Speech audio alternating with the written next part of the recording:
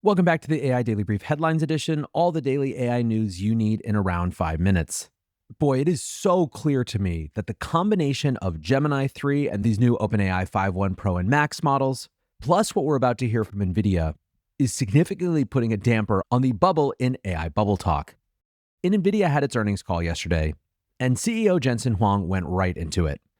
Opening the call, he said there's been a lot of talk about an AI bubble. From our vantage point, we see something very different. That very different looked like revenue up 62% compared to last year and reaching $57 billion for the quarter. Profit was $1.30 per share, and both of these key metrics beat Wall Street expectations. CFO Colette Kress doubled down on Huang's suggestion that Nvidia could see $500 billion in sales next year. In the first 60 seconds of the call, she said, "We currently have visibility to $500 billion in Blackwell and Rubin revenue from the start of this year through the end of calendar year 2026. She added later, "There's definitely an opportunity for us to have more on top of the $500 billion that we announced. The number will grow." Now, beyond the extremely strong numbers, Huang reinforced how central Nvidia is to every element of the AI stack. He said, "We excel at every phase of AI from pre-training to post-training to inference." Indeed, he provided not just numbers to counter the narrative, but a new narrative. This framing has already been extremely resonant, and so I think it's worth sharing his comments in a little bit more extensive detail. Jensen said, "The world is undergoing 3 massive platform shifts at once, the first time since the dawn of Moore's Law. The first transition is from CPU general-purpose computing to GPU accelerated computing. As Moore's Law slows, the world has a massive investment in non-AI software, from data processing to science and engineering simulations, representing hundreds of billions of dollars in compute and cloud computing spend each year. Many of these applications, which once ran exclusively on CPUs, are now rapidly shifting to CUDA GPUs. Accelerated computing has reached a tipping point. Secondly, AI has also reached a tipping point and is transforming existing applications while enabling entirely new ones. For existing applications, generative AI is replacing classic machine learning in search ranking, recommender systems, ad targeting, click-through prediction, and content moderation, which are the very foundations of hyperscale infrastructure. Now, he said, a new wave is rising. AI systems capable of reasoning, planning, and using tools, from coding assistants like Cursor and Claude Code, to radiology tools like iDoc, legal assistants like Harvey, and AI chauffeurs like Tesla FSD and Waymo. These systems mark the next frontier of computing. So there are 3 massive platform shifts. The transition to accelerated computing is foundational and necessary. The transition to generative AI is transformational and necessary, supercharging existing applications and business models. And the transition to agentic and physical AI will be revolutionary, giving rise to new applications, companies, products, and services." And to bring it back to Nvidia, he pointed out simply, "Blackwell sales are off the charts and cloud GPUs are sold out. Compute demand keeps accelerating and compounding across training and inference, each growing exponentially. We've entered the virtuous cycle of AI. The AI ecosystem is scaling fast, with more new foundation models, more AI startups across more industries and in more countries. AI is going everywhere, doing everything, all at once." Now, keep in mind, these record revenues came with 0 sales into China, and Nvidia is currently forecasting 0 sales in perpetuity. Nvidia also responded directly to Michael Burry's short thesis regarding the rapid depreciation of chips, noting that A100s from 6 years ago are still in operation at 100% utilization rates. Ultimately, markets liked what they heard.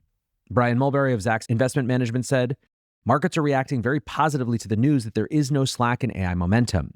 And indeed, Nvidia stock was up 4% in overnight trading, and the beaten down NeoClouds, Nebius Group, and CoreWeave were up 10% and 8% respectively. Vital Knowledge wrote that the report, quote, "should quiet the skeptics and help clear the path for a year-end rally. There are certainly pockets of the AI space where valuations needed to take a breather, but Nvidia is not in that camp." Next up, staying on the chip theme but moving a little bit geopolitical, the US has agreed to supply advanced AI chips into the Middle East. According to Bloomberg sources, the administration has approved the sale of 35,000 chips to UAE firm G42 and Saudi-owned Humane.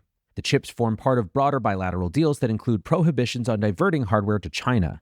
The news comes, of course, as Saudi officials arrive in Washington for an investment forum.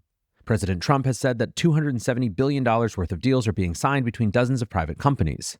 And while those deals do span multiple sectors, AI was, of course, one of the key cornerstones. Among the deals was a partnership between xAI and Humane to develop a 500-megawatt data center in Saudi Arabia using Nvidia chips. On stage with Jensen Huang, Elon Musk stumbled over the size of the announcement, quipping, "The 500-gigawatt one will have to wait, as that'll be $8 bazillion." Now, we're expected to get a lot more on AI from the White House in the days to come. President Trump apparently plans to roll out a new AI initiative known as the Genesis Mission as part of an executive order to be announced on Monday. Speaking at a conference in Tennessee on Wednesday, Department of Energy Chief of Staff Carl Coe said the administration views the AI race as being just as important as the Manhattan Project or the space race. He said, "We see the Genesis mission as equivalent." Coe didn't provide many further details, but said the order would likely direct national labs to do more work on emerging AI technologies and could include public-private partnerships. In addition to the Genesis mission, the administration is planning an executive order that would ban states from passing their own AI regulation. According to a draft document leaked to the press, the executive order would empower the Justice Department to challenge state AI laws in court. Government lawyers would be instructed to argue that state laws are unconstitutional on the basis that they restrict interstate commerce. A new AI litigation task force would be established with the sole purpose of pursuing these lawsuits against the states. In addition, the Commerce Department would be ordered to withhold federal broadband funding to states that pass their own AI legislation. Trump hinted at the order during the investment conference on Wednesday, stating, "We're going to work it so that you'll have a one approval process to not have to go through 50 states." Republican lawmakers are also looking to insert a moratorium on state AI laws into the must-pass National Defense Authorization Act, which will come to a vote in December. Moving out of the realm of the policy and into the practical, OpenAI has launched ChatGPT for teachers. The new version of the ChatGPT UX features a secure workspace for teachers to create classroom materials and optimize their prep time. It also includes account management for school and district leaders to ensure compliance with privacy regulations.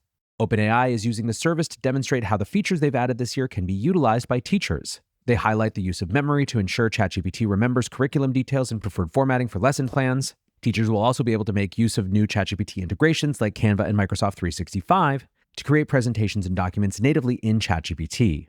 OpenAI is also providing a prompt library designed to get teachers off to a fast start. The service will be provided for free to all verified U.S. teachers K-12 until the summer of 2027, including unlimited use of GPT-5.1. Lastly today, AI music startup Suno has officially raised another $250 million at a $2.45 billion valuation. The round was led by Menlo Ventures, with participation from Hollywood Media, Lightspeed, Matrix, and Nvidia. Now, interestingly, the large record labels weren't included in this announcement and don't appear to be on Suno's cap table as of yet. Universal, Warner, and Sony filed a copyright infringement lawsuit against Suno and Udio in June of last year. And you might remember that Warner and Udio finalized their settlement on Wednesday, with the companies partnering on an AI remixing platform to be released next year. Earlier reports suggested Suno was also moving towards a settlement with the record labels, looking for an equity stake as part of the deal. Instead, it appears that Suno will continue to fight the lawsuit on the basis that music generated by their models doesn't use samples and therefore doesn't infringe on copyright. Menlo's Didi Das writes, "Suno is so much more than a neat tool to generate music. Students use Suno to remember schoolwork, indie movie makers use it for soundtracks, parents customize birthday songs for their kids, and Suno songs even made top music charts." Now, in addition to the raise, Suno also disclosed that they'd reached $200 million in revenue. That puts them in the same echelon as Lovable and Replit as some of the fastest growing startups in AI. I did a whole episode about why Suno tells such an important story for AI. In short, the vast majority of that revenue is not spend that was previously going to working musicians heading over to Suno, although certainly with certain types of behavior that's part of it. Still, the vast majority is just individual consumer use because people love it. It is net new revenue for a net new behavior. Michael Mignano of Lightspeed writes, "I see a lot of people on this website surprised by Suno's success. It's actually very simple. Everyone loves music, but only a few could make music. Now everyone can make music." And I think he might be right. In any case, that is going to do it for today's headlines. Next up, the main episode.